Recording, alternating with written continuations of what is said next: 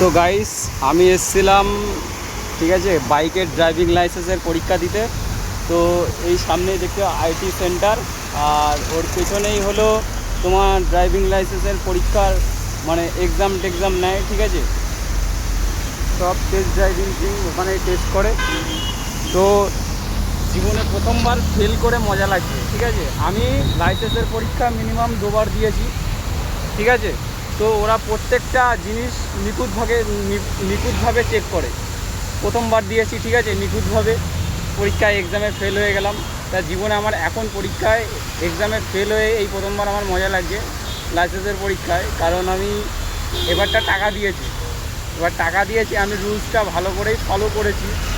হয়তো উনি স্টার্ট বলার আগে হয়তো মনে হয় চলে গেছি, কিন্তু পেছন দিয়ে একজন বললো এই যে চল, এরকম বললো। তার জন্য আমি আগিয়ে গিয়ে সব কিছু রুলস ফলো করলাম। তাও বললো কি ফেল। তো এই প্রথমবার আমার ফেল করেও মজা লাগছে। আমি জানি এবারও আমি ফেল হতাম, সেই কারণেই আমি পয়সা দিয়েছি যে বারবার আমি আর আসবো না, একবারে পয়সা দিয়ে করিয়ে নেবো।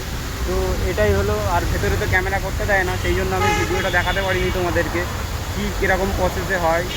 আর এই দেখো সুন্দর, এখানে ওয়াটারফলস আর হলো সল্টলেকের এই জায়গা, টাটা বাই।